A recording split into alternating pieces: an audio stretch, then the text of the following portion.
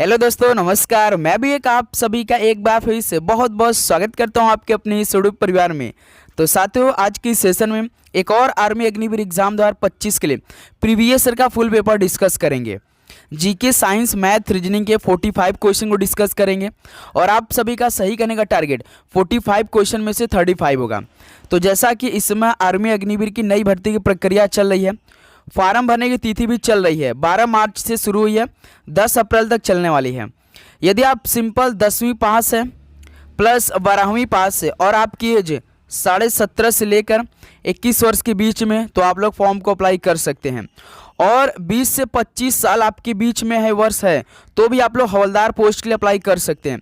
लेकिन अभी तो आर्मी अग्निवीर एग्जाम 2025 के लिए आर्मी जीडी का फॉर्म अप्लाई चल रहा है, WMP का चल रहा है, प्लस TDN का चल रहा है और क्लर्क का चल रहा है और सिपाही का, फार्मी का, इस सब का फॉर्म अप्लाई चलें। लेकिन अभी हवलदार का जो पोस्ट है जिसमें 20 से 25 साल मांगता है, इसकी पोस्ट अभी नहीं आई है। लेकिन साथ ही 10 अप्रैल के पहले वो भी पोस्ट आ जाएगी, क्योंकि अभी आर्मी अग्निवीर में जितने भी नंबर ऑफ वैकेंसी है इस पर भी चर्चा नहीं की गई है और आपका एग्ज़ाम कितने मिनट में होगी इस पर भी चर्चा नहीं की गई है और इसमें नेगेटिव मार्किंग कितना होगा इस पर भी चर्चा नहीं हुई है। तो ज्वाइन इंडियन आर्मी के ऑफिशियल साइट पे अभी एक नोटिफिकेशन आना बाकी है, तो आप लोग वेट करेंगे। और आपकी एज यदि 20 से 25 वर्ष के बीच में, तो हवलदार पोस्ट के लिए अप्लाई कर सकते हैं। वो सबसे अच्छी पोस्ट होती है आर्मी अग्निवीर में। ओके दोस्त, तो चलिए सेशन को स्टार्ट करते हैं। तो आज की सेशन में ओरिजिनल 45 क्वेश्चन को डिस्कस करेंगे।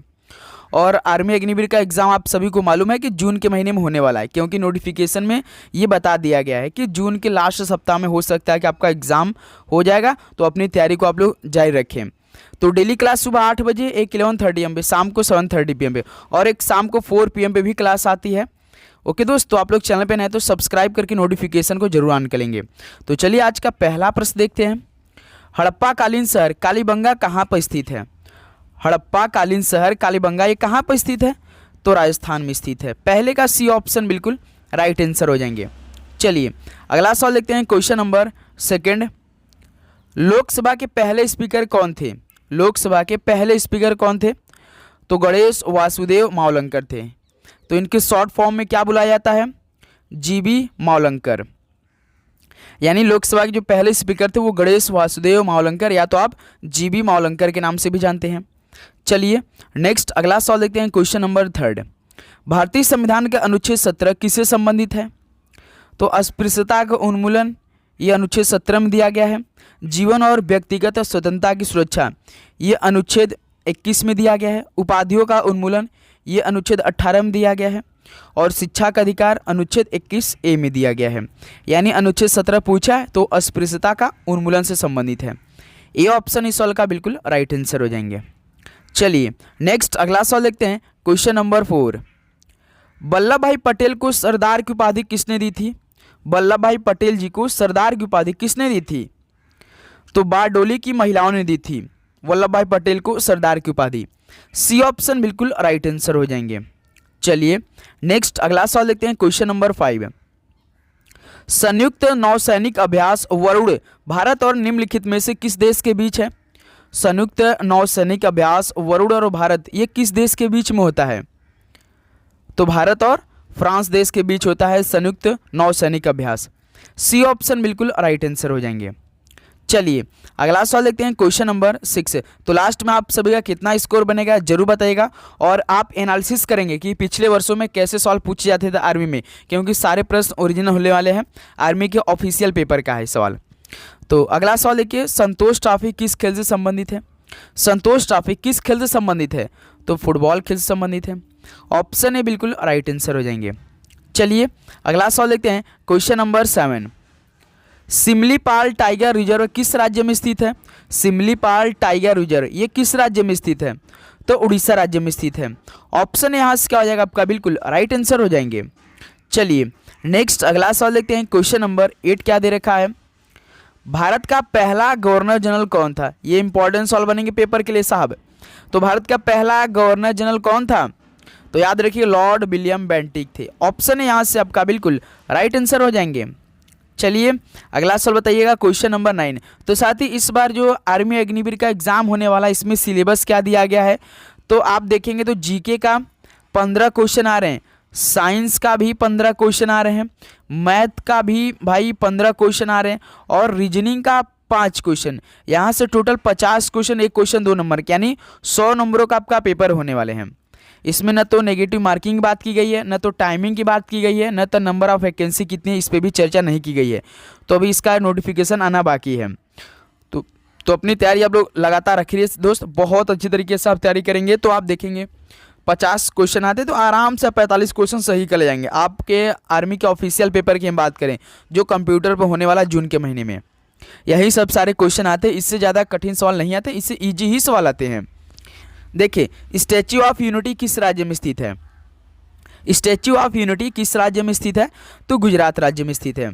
ऑप्शन है बिल्कुल राइट आंसर हो जाएंगे। चलिए अगला सवाल देखते हैं, क्वेश्चन नंबर 10। युमथांग घाटी निम्नलिखित में से किस राज्य में स्थित है? युमथांग घाटी ये किस राज्य में स्थित है? तो सिक्किम राज्य में स्थित है। डी ऑप्शन बिल्कुल राइट आंसर हो जाएंगे। चलिए अगला सवाल देखते हैं, क्वेश्चन नंबर 11। स्वतंत्र भारत का पहला वित्त मंत्री कौन था? स्वतंत्र भारत का पहला वित्त मंत्री कौन था? तो आर.के. षणमुखम चट्टी थे। सी ऑप्शन यहाँ से क्या हो जाएगा आपका? बिल्कुल राइट आंसर हो जाएंगे। तो उम्मीद करूँ दोस्त आपको हर एक क्वेश्चन बहुत अच्छी तरीके से समझ में आ रहे होंगे और आप हर एक क्वेश्चन याद भी करते चले होंगे साथ में। देखिए क्वेश्चन नंबर 12, पीर पंजाल श्रृंखला ये किस राज्य में स्थित है? पीर पंजाल श्रृंखला ये किस राज्य में स्थित है? तो जम्मू और कश्मीर में स्थित है पीर पंजाल श्रृंखला। सी ऑप्शन बिल्कुल राइट आंसर हो जाएंगे। चलिए नेक्स्ट अगला सवाल देखते हैं, क्वेश्चन नंबर 13। बिहू किस राज्य का नृत्य और उत्सव है? तो साथी जो बिहू है ये नृत्य भी है और उत्सव भी है, तो बताइए किस राज्य का है? ये पहली बिहू जो शब्द है भाई कि जो कि उस राज्य का नृत्य भी है और फेस्टिवल है और वहाँ का डांस भी है। तो ये तो बिहू असम में प्रचलित है। सी ऑप्शन बिल्कुल राइट आंसर हो जाएंगे। चलिए अगला सवाल बताइएगा, क्वेश्चन नंबर 14। भारत के वर्तमान सहकारिता मंत्री कौन है? भारत के वर्तमान सहकारिता मंत्री कौन है? ये इंपॉर्टेंट सवाल बनेंगे पेपर के लिए। हो सकता है कि वर्तमान में कौन क्या है, जैसे 2 सवाल आते हैं ना, एक सवाल यहीं दे दे आपसे कि भारत के वर्तमान सहकारिता मंत्री कौन है। जो साथी इस समय गृह मंत्री है यानी होम मिनिस्टर हमारे भारत देश के, वही अमित शाह क्या है? सहकारिता मंत्री। इनके पास 2 पद होते हैं, जैसे एक सहकारिता मंत्री इन्हीं के पास होता है अमित शाह, और गृह मंत्री भी इन्हों को बोलते हैं। ओके दोस्तों, डी ऑप्शन इस सवाल का बिल्कुल राइट आंसर हो जाएंगे। तो भारत के वर्तमान सहकारिता मंत्री कौन है? तो अमित शाह जी हैं। चलिए अगला सवाल देखते हैं, क्वेश्चन नंबर 15। भारत में राष्ट्रीय खेल दिवस कब मनाया जाता है? साथी भारत में राष्ट्रीय खेल दिवस कब मनाया जाता है? तो 29 अगस्त को मनाया जाता है भारत में राष्ट्रीय खेल दिवस। ऑप्शन सी बिल्कुल राइट आंसर हो जाएंगे। चलिए अगला सवाल देखते हैं, क्वेश्चन नंबर 16। निम्नलिखित में से कौन सा उपकरण विद्युत धारा के चुंबकीय प्रभाव पर आधारित है? तो कौन सा उपकरण विद्युत धारा के चुंबकीय प्रभाव पर आधारित है? तो विद्युत घंटी है जो कि विद्युत धारा के चुंबकीय प्रभाव पर आधारित है। सी ऑप्शन यहाँ से आपका बिल्कुल राइट आंसर हो जाएंगे। चलिए अगला सवाल बताइएगा, क्वेश्चन नंबर 17 देखिए। मानव में मादा युग्मक को क्या कहते हैं? मानव में मादा युग्मक को क्या बोलते हैं? शुक्राणु, अंडाणु, भ्रूण या युग्मनज? तो मानव में जो मादा युग्मक है इनको बोला जाता है अंडाणु। तो बी ऑप्शन यहाँ से बिल्कुल राइट आंसर हो जाएंगे। चलिए अगला सवाल देखते हैं, क्वेश्चन नंबर 18। रक्त का शोधन किस में किया जाता है?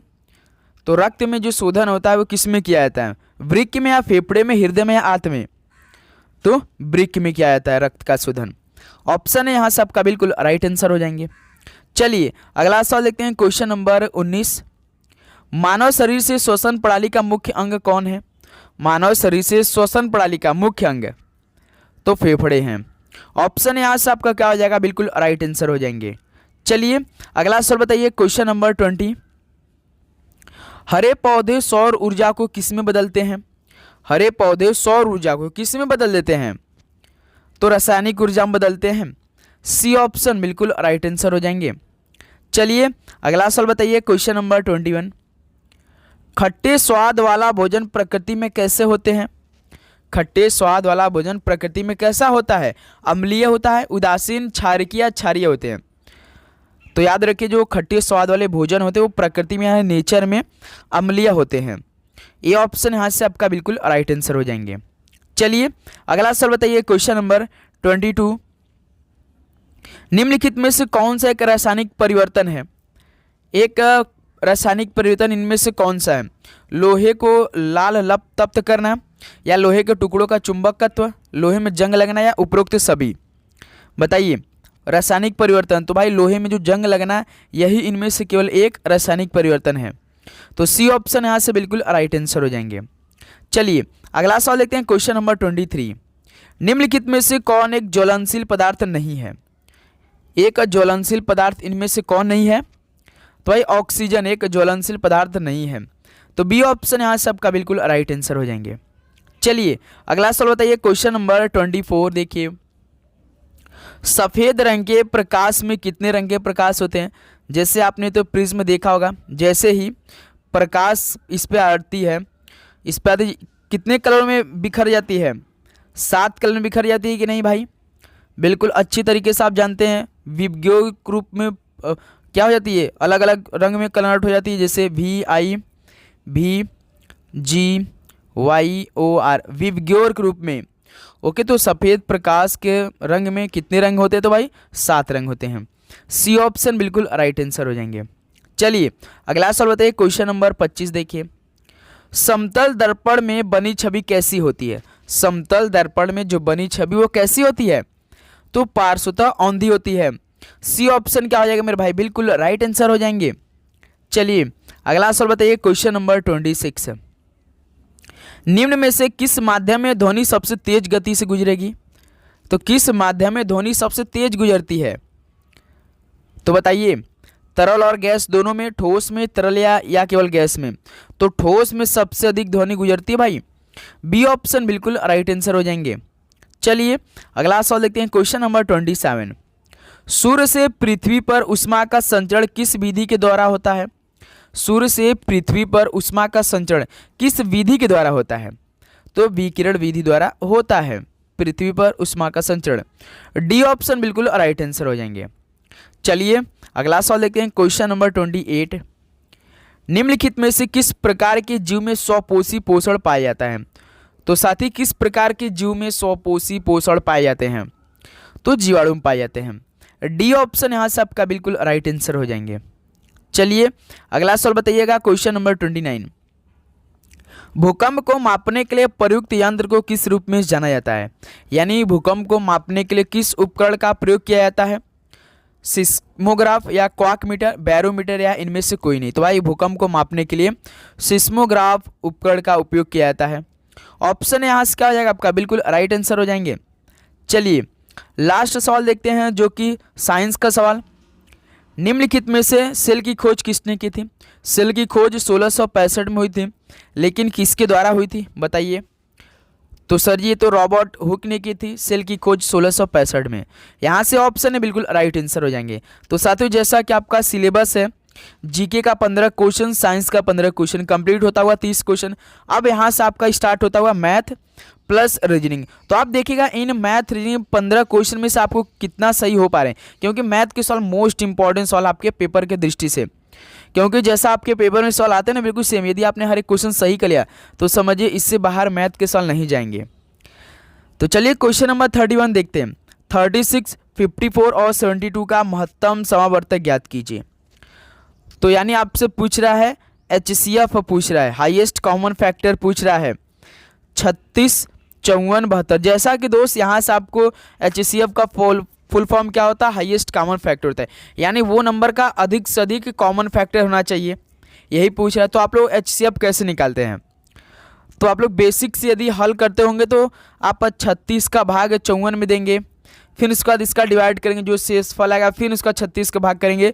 बहुत लंबे चौड़े से हल होता है। लेकिन साथ ही आपको यदि HCF पूछा तो आपको सिंपल सा ऑप्शन से हल करना है, और वही ऑप्शन उठाना है जो कि तीनों नंबर को विभाजित करे। जैसा कि पहला ऑप्शन 18 देखिए 36 को विभाजित कर देगा, 54 को विभाजित कर देगा, 72। और इसमें और भी ऑप्शन चेक करेंगे, जैसे देखिए बी ऑप्शन 36 को तो डिवाइड करेगा, 72 को डिवाइड करेगा, लेकिन 54 को नहीं करेगा। तो ऐसी नंबर ऑप्शन में लेना है कि तीनों नंबर को कटे, तीनों नंबर कटे, ऐसा नहीं कि 2 नंबर कटे 1 नंबर नहीं कटे, तो वो ऑप्शन नहीं होगा। ये भी बात आप लोग याद रखें। जैसे 6 देखिए, छचाक 36, 6 9 54, 12 6 72, यानी 6 भी काटेगा, लेकिन हाईएस्ट कॉमन फैक्टर देना है, यानी 18 का हाईएस्ट कॉमन फैक्टर हो रहा है। फिर 12 देखिए, 12 23 36 और 12 6 72, ये 2 नंबर को काट रहा है लेकिन 54 को नहीं काटा है। यानी इसमें केवल 18 और 6 ऐसी संख्या जो कि 36 54 72 को पूर्णतः विभाजित करें, जो कि हर एक संख्या को काट रही हैं। लेकिन इसमें से सबसे अधिक यदि आप लोग कॉमन फैक्टर करेंगे तो किसकी बनेगी? 18 के बनेगी। तो यही क्या हो जाएगा? ऑप्शन है आपका बिल्कुल राइट आंसर हो जाएंगे। ओके दोस्त, तो ऐसे इस प्रश्न को हल करेंगे यदि आपके पेपर में HCF पूछ दिया तो। चलिए अगला सवाल को हल करते हैं। क्वेश्चन नंबर 32 देखिए, यदि A/B/C बराबर 3/4/8 और A+B+C बराबर 2565 है तो A का मान ज्ञात कीजिए। चलिए दोस्त, जैसे प्रश्न में दे रखा है A/B/C बराबर 3/4/8 दे रखा है और A+B+C बराबर 2565 दे रखा है। तो पूछा किसका है? A का केवल मान पूछा है। यदि साथी यहाँ पे हम लोग जैसे A/B/C बराबर 3 4 8 दे रखा है, यदि हम इनको मान लेते हैं, माना A बराबर 3x, B बराबर 4x और C बराबर 8x मान लेते हैं। अब देखिए प्रश्न के अकॉर्डिंग जैसे A+B+C दिया है, जब साथी हम लोग A+B+C बराबर 2565 दे रखा है, यानी देखिए A की जगह 3x हो जाएगा, प्लस B की जगह 4x हो जाएगा, प्लस C की जगह 8x हो जाएगा। ये किसके बराबर हो जाएगा भाई? 2565 के बराबर हो जाएगा। देखिए 3x plus 4x plus 8x बराबर 2565 है।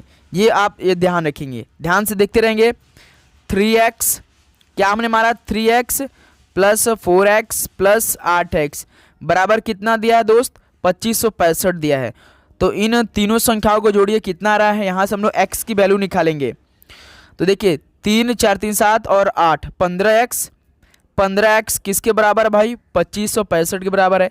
तो x की वैल्यू जब इधर निकालेंगे तो ये 15 क्या हो जाएगा भाई? इसके बट्टे में चला जाएगा 2565 के। तो जब आप लोग 15 का भाग 2565 में देंगे तो कितनी बार में जाएगा? 15 कम 15, 25 में से 15 घटाएंगे 10 और 106, यानी 15 7 105, 106 में से 105 घटाएंगे 1 और यहाँ 5 यानी 15, 171। यानी x की वैल्यू यहाँ से हमें प्राप्त हुई 171। जो साथी हमने a को क्या माना था? 3x। तो आपसे देखिए a ही का मान पूछा है, तो सिंपल सा a का मान आप लोग 3 और x की वैल्यू यहाँ से 171 निकाला, तो 171 का मल्टीप्लाई कर दिए 3 में, तो कितना हो जाएगा?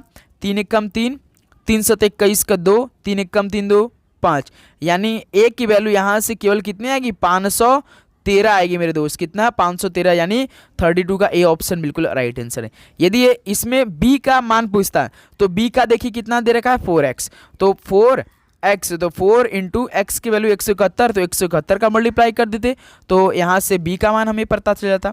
तो आप बताइए दोस्त कि c का मान इसमें कितना हो गया? आंसर कमेंट करके बताइए c का मान कितना आएगा। चलिए अगला सवाल को हल करते हैं। क्वेश्चन नंबर 3, प्रथम 5 प्राकृतिक संख्याओं का वर्ग का औसत ज्ञात कीजिए। तो मैथ के तीसरे क्वेश्चन को हल कीजिए। प्रथम 5 प्राकृतिक संख्याओं के वर्ग का औसत ज्ञात करना है। पहले आपको प्राकृतिक संख्या मालूम होना चाहिए, कहाँ से कहाँ तक स्टार्ट होती है। तो भाई 1 से स्टार्ट होती है, 1 2 3 4 5 6 लेकर इनफाइनाइट तक जाती है, यानी अनंत तक जाती है। यही प्राकृतिक संख्या होती है। यानी प्रथम 5 प्राकृतिक संख्याओं के वर्ग का औसत पूछा है, यानी पहले का वर्ग करेंगे, पहले नंबर का प्राकृतिक संख्याओं का वर्ग करेंगे तो 1 आएगा, 2 का वर्ग करेंगे तो 4 आएगा, 3 का वर्ग निकालेंगे तो भाई 9 आएगा, 4 का निकालेंगे तो 16 आएगा और 5 का निकालेंगे तो 25। यही हो चुका है प्रथम 5 प्राकृतिक संख्या, यानी वो भी वर्ग का पूछा हमसे। तो पहले 1 का स्क्वायर निकालेंगे, 2 का स्क्वायर, 3 का स्क्वायर, 4 का स्क्वायर, 5 का स्क्वायर। अब उसके बाद औसत कैसे निकाला जाता है? औसत भाई सभी संख्याओं को जोड़ा जाता है, जैसे 1 का स्क्वायर प्लस 2 का स्क्वायर 4, 3 का स्क्वायर 9, 4 का स्क्वायर 16 और 5 का स्क्वायर 25। यही है, और बटे में संख्या कितनी है भाई? 5, क्योंकि देखिए प्रथम 5 प्राकृत यानी 5 से भाग करेंगे। अब ऊपर के हर एक नंबर को जोड़िए, 1 और 4 5, 5 9 14, 14 16 30, 30 और 25 55, 55/5, यानी भाई 5 का भाग 55 से देंगे तो 11 आएगा। यानी प्रथम 5 प्राकृतिक संख्याओं के वर्ग का औसत कितना आ रहा है भाई 11 आ रहा है, यानी 33 का ए ऑप्शन बिल्कुल राइट आंसर हो जाएंगे। ओके दोस्त, तो आप बताइए दोस्त कि हमें प्रथम पांच अभाज्य संख्याओं का औसत कितना होगा। आप बताइए प्रथम 5 अभाज्य संख्याओं का औसत। अभाज्य संख्या हम आपको बता दें वो संख्या होती जो केवल एक और अपने आप से कटे और उसका कुछ दूसरा भी गुणनखंड नहीं होना चाहिए, यही होता है अभाज्य संख्या, जो कि एक और अपने आप से ही कटता है। ओके, चलिए बताइए आप लोग। देखिए क्वेश्चन नंबर 34, यदि x + y = 5 है, x y = 10 है, तो x² + y² का मान ज्ञात कीजिए। जब साथी आपको x² + y² का मान पूछ दे तो आपको कौन सा फार्मूला लगाना है। इसमें a + b का होल स्क्वायर का फार्मूला लगा देना है भाई, क्योंकि इसमें देखिएगा x² + y² के फॉर्मेट में a + b आएगा। जैसे देखिए a² होता है प्लस b² होता है प्लस 2ab होता है। अब देखिए यही हमसे पूछ दिया है a² b², तो a की जगह x² हो जाएगा, b² की जगह y² हो जाएगा, इसके फॉर्मेट दिया है। तो देखिए a + b का मान कितना दिया है, यहाँ से देखिए a प्लस यानी x + y का मान 5, यानी a + b का होल स्क्वायर का मान 5 दे रखा, तो 5 को स्क्वायर करेंगे। a² + b² हमसे पूछा है, प्लस 2 और ab देखिए यहाँ से एक्स वाई मान लेते हैं हम लोग, एक्स वाई का मान कितना दिया है 10 दिया है। अब देखिए इसको हम लोग हल करेंगे तो यहाँ से 5 के स्क्वायर 25, a² + b², 2 × 10 कितना होगा 20 होगा। जब आप लोग यहाँ से a² + b² निकालेंगे तो भाई 25 उधर जाएगा, 25 में से 20 को घटाएंगे तो कितना आएगा 5 होगा, यानी यहाँ से a² + b² का मान कितना होगा सर जी 5 होगा। तो देखिए ऑप्शन भी बिल्कुल 1 2 3 4 5 के फॉर्मेट में दिया है, तो डी ऑप्शन देखिए बिल्कुल राइट आंसर हो जाएंगे। यदि साथी आपसे ऐसे पूछ दिया x² + y² का मान, तो आपको a + b का होल स्क्वायर लगाना ही लगाना है। ओके मेरे दोस्त, चलिए अगला सवाल को हल करते हैं। क्वेश्चन नंबर 35, घन का आयतन सेंटीमीटर क्यूब में क्या है जिसकी भुजा 3 सेंटीमीटर है।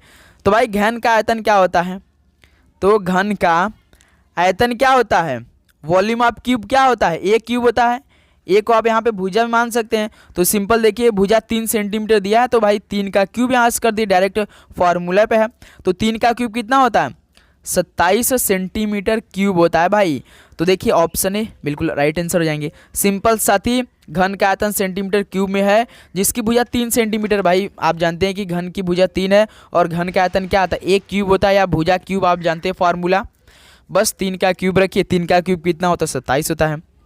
तो आप बताइए दोस्त कि हमें आपको तो 1 से 10 के बीच में सभी संख्याओं का क्यूब तो मालूम होगा, आप बताइए कि 8 का क्यूब कितना होता है, 8 का क्यूब कितना होता है, कमेंट करके राइट आंसर दीजिए। चलिए अगला सवाल को हल करते हैं। क्वेश्चन नंबर 36 है, एक परिवार में 5 सदस्यों का औसत वजन 60 किलो है।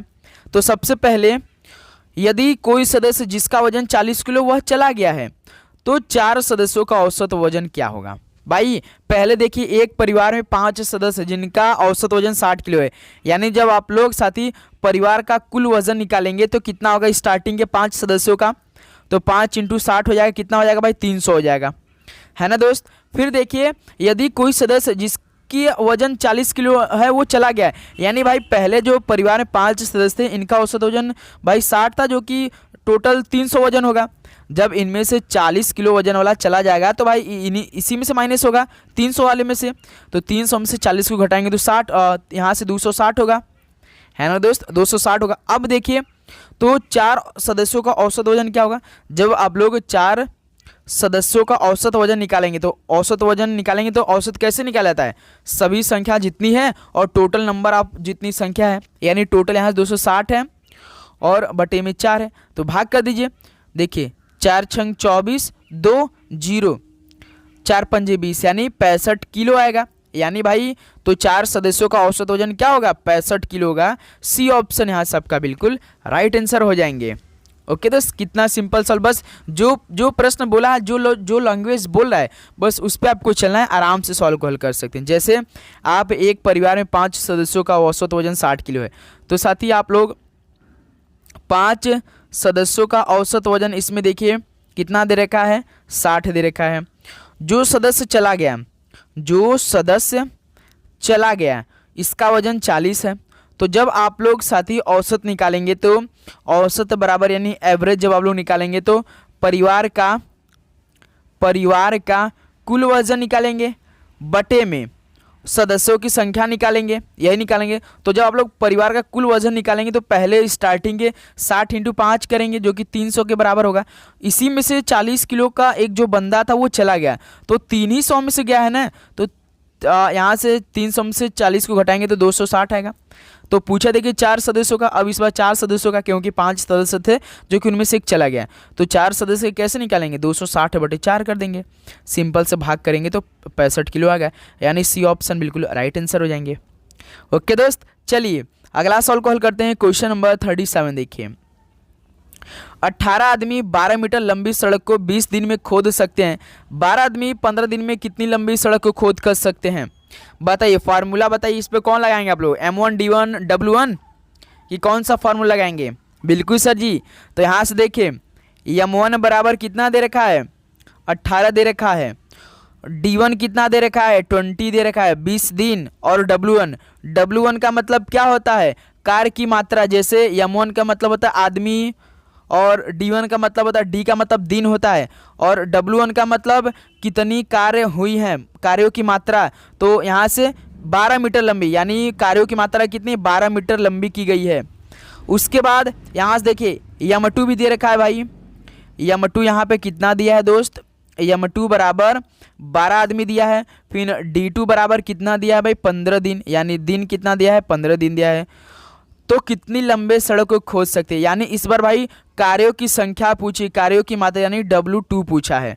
और फार्मूला क्या होता है दोस्त, M1 D1 अपान में W1 होता है, इसके बराबर M2 D2 अपान में W2। अब फार्मूला रख दीजिए, M1 देखिए 18, D1 20, W1 कितना दिया है मेरे दोस्त, 12 दे रखा है, बराबर M2 देखिए पहले में भाई कितना दिया है, 12 दिया है, बिल्कुल ठीक। फिर इसका दोस्त M2 में कितना दिया है, 12 आदमी, दिन कितना दिया है, 15, और यही हमसे W2 पूछा है, यही पूछा है। अब इसको हल करते हैं, बताइए हल करिए। 18 × 20 बट्टे में 12 बराबर 12 × 15 बट्टे में W2 का मान बताना आपको। चलिए हल कीजिए आप लोग, कितना आंसर आएगा। बस यही गुणा भाग करना है और कुछ भी नहीं करना है। जैसे साथी क्या दिया है भाई, 18 × 20 था, और यहाँ से W1 कितना था भाई, 12 था, M2 कितना था, 12 था, और D2 कितना था, 15 था। हमसे पूछा है W2। तो अब इसको देखिए 18 × 20 करेंगे तो 18 × 36 360 बटे में 12, और 12 × 15 करेंगे तो 15 10 में 150, 15 दूना 30, 180 बटे में W2। अब देखिए दोस्त यहाँ से 12 का भाग जब आप लोग 360 में करेंगे तो कितना आएगा, 12 × 3 = 36, तो 30 आएगा, और 30 180 को काट देंगे तो कितना होगा भाई, 6 बार में जाएगा, यानी कार्यों की मात्रा कितनी होगी, 6 होगी मेरे भाई। कितनी होगी, कार्यों की मात्रा 6। यहाँ से बी ऑप्शन आपका बिल्कुल राइट आंसर होगी, कार्यों की मात्रा 6 मीटर लंबी होगी मेरे दोस्त। ओके, 6 मीटर लंबी सड़क को खोद सकते हैं 12 आदमी 15 दिन में। तो ऐसे इस प्रश्न को हल करेंगे, बस फार्मूला आप पकड़ेंगे दोस्त। आपके पेपर में M1 D1 से एक सवाल जरूर आएगा। यहाँ तो W1 है ना, ये थोड़ा सा कठिन सवाल बन गया था, नहीं तो आपके पेपर में सिंपल सा M1 D1 बराबर M2 D2 से सवाल पूछते हैं। ओके, चलिए नेक्स्ट अगला सवाल को हल करते हैं। क्वेश्चन नंबर 38 देखिए, 1500 का 20% कितना होगा? बिल्कुल इजी सवाल। 1500 का मतलब हमेशा याद रखिए गुणा होता है, 20% है, प्रतिशत को हटाने के लिए 100 से भाग कर देते हैं। तो देखिए 1 0 1 0 इसको काटेगा, 1 0 1 0 इसको, 150 × 2, 150 × 2 कितना हो जाएगा सर जी, 300 हो जाएगा, यानी 1500 का 20% 300 होगा। ये ऑप्शन यहाँ से आपका बिल्कुल राइट आंसर हो जाएंगे। ओके दोस्त, चलिए अगला सवाल कॉल करते हैं। क्वेश्चन नंबर 39 देखिए, एक कूट भाषा में कैंडल को 3 11 4 4 125 और डार्क को 411 811 लिखा जाता है, उसी भाषा में लाइट को कैसे लिखा जाएगा? चलिए दोस्त हल किया जाए। CANDLE, तो कैंडल को कितना कोड किया है, 3 1 14 4 12 5, यही कोड किया है। तो साथ ही आप ध्यान से देख रहे होंगे, यदि आपको ए से लेकर जेड तक हर एक अक्षर का नंबरिंग मालूम हुआ तो आराम से कर सकते। जैसे सी देखिए 3 नंबर का होता है, ए होता है 1 नंबर का, एन होता है 14 नंबर का, डी होता है 4 नंबर का, एल होता है 12 नंबर का और डी होता है 5 नंबर का। यानी साथी जो अक्षर दिया है बिल्कुल सेम उसी का नंबरिंग भी किया है, बिल्कुल सेम उसी का नंबरिंग किया है जो अल्फ़ाबेट ए से लेकर जेड तक होते हैं, है ना दोस्त। तो देखिए अब दूसर का भी दिया है डार्क का, जैसे डी ए आर। सबसे पहले हम लोग हर एक अक्षर का नंबरिंग कर लेते हैं। D 4 number, A 1 number, R 18 number, K 11 number. देखिए 411 811, देखिए यही दिया है 411 811। सिंपल सा भाई है। तो पूछा किसका है? लाइट का पूछा है, प्रकाश का पूछा आपसे, LIGHT। एल का कितना होता है 12, आई का 9, जी का 7, एच का 8, टी का 20। देखिए 12 97 820, देखिए किस ऑप्शन में है 12 97 820, 12 98 जो कि रॉन्ग होगा, 11 67 रॉन्ग होगा, 12 97 820 सी ऑप्शन। 39 का सी ऑप्शन क्या हो जाएगा? बिल्कुल राइट आंसर हो जाएंगे। ओके दोस्त, तो हम आप सभी से एक सवाल पूछना चाहेंगे, आप बताइए दोस्त कि स्टार का क्या हो जाएगा? स्टार का क्या हो जाएगा बताइए कमेंट करके। चलिए नेक्स्ट अगला सवाल देखते हैं, क्वेश्चन नंबर 14। श्रृंखला को पूर्ण करें। श्रृंखला को आपको पूरा करना है, FJNR। तो इस प्रश्न को कैसे आप हल करेंगे भाई? हर एक अक्षर का नंबरिंग कर दिए, आसान हो जाएगा। F होता है 6 नंबर, J होता है 10 नंबर, N होता है 14 नंबर, R होता है 18 नंबर पे। अब देखिए सीरीज बढ़ रही है, यानी कुछ ना कुछ इसमें ऐड किया है। 6 से 10 प्लस 4, 10 से 14 प्लस 4, 14 से 18 प्लस 4। भाई देखिए 4 4 4 जोड़ा है, तो 18 में 4 जोड़ देंगे तो कितना होगा? 22। 22 पे कौन अक्षर है? क्योंकि अक्षर से मतलब रखना है भाई, भी हो जाएगा। तो इस श्रृंखला को जब पूर्ण करेंगे हम लोग तो प्रश्नवाचक चिन्ह की जगह पे भी आ रहा है, यानी बी ऑप्शन। 40 का बी ऑप्शन क्या हो जाएगा? बिल्कुल राइट आंसर हो जाएंगे। ओके दोस्त, चलिए अगला सवाल देखते हैं, क्वेश्चन नंबर 41। एक निश्चित कूट में एनिमल को इनालैम के रूप में लिखा जाता है, उस कूट में सैंपल को कैसे लिखा जाएगा? चलिए दोस्त, जैसे एनिमल ANIMAL, एनिमल को क्या लिख रहा है? आई लिख रहा है, एन लिख रहा है, ए लिख रहा है, LAM यही लिख रहा है। तो साथ ही यदि आप ध्यान से अक्षर को देख रहे होंगे तो जो एनिमल के जितने अक्षर है सेम उन्हीं अक्षरों को क्या किया है, बस उनके पोजीशन को इधर उधर बदला है। जो अक्षर है उनका जो स्थान है केवल अक्षरों को भाई इधर उधर करके कोड किया है। जैसे देखिए ए को देखिए यहाँ पे कोड कर दिया है, आई को देखिए यहाँ पे कोड कर दिया स्टार्टिंग में, एन का जो पोजीशन मूल में है वही सेम पोजीशन कोड में भी दे रखा है। उसका देखिए एल का यहाँ पे कर दिया है, एम का यहाँ पे किया और ए का सेम पोजीशन दिया है। यदि आप 3-3 का पेयर बना रहे होंगे, देखिए आई को यहाँ पे किया है, ए को यहाँ पे किया है, एन को यहाँ पे किया है, एल को यहाँ पे किया है, एम को यहाँ पे किया, ए को सेम पोजीशन दिया है। अब उसी प्रकार सैंपल को भी हमें हल करना है, कैसे? ऐसे ऐसे ऐसे ऐसे ऐसे इस फॉर्मेट में, है ना दोस्त। तो देखिए सैंपल को हल कर लेते हैं, SAMPLE। देखिए ऐसे ऐसे 3-3 अक्षर का पेयर, ऐसे ऐसे अच्छा ऐसे होता है। देखिए एम यहाँ पे होता है, ए यहाँ पे हो जाएगा, एस यहाँ पे हो जाएगा, ई यहाँ पे हो जाएगा, एल सेम पोजीशन रहेगा, पी यहाँ पे, यानी MASELP MAS। देखिए किस ऑप्शन में? MAS से MALASM, यानी पहला ऑप्शन देखिए केवल MAS है और किसी ऑप्शन नहीं है, MASELP। देखिए यहाँ से 41 का ये ऑप्शन क्या हो जाएगा आपका? बिल्कुल राइट आंसर हो जाएंगे। ओके दोस्त, चलिए अगला सवाल को हल करते हैं, क्वेश्चन नंबर 42। सही विकल्प का चयन कीजिए, गार, गैराज और पोत। कार, गैराज, पोत क्या हो जाएगा बताइए? पहले आपको देखना है गैराज से संबंधित कैसे कार बन रहा है, उसके बाद पोत का रिलेशन बताएंगे।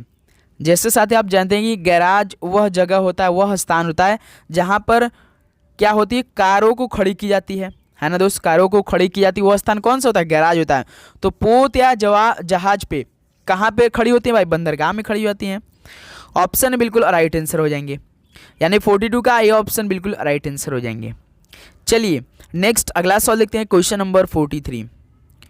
यदि ई बराबर 5 दे रखा है, पेन बराबर 35 दे रखा है, पेन बराबर 35 देख रहा है, तो पूछा किसका भाई? पेज का पूछा है, PAGE का मान पूछा है।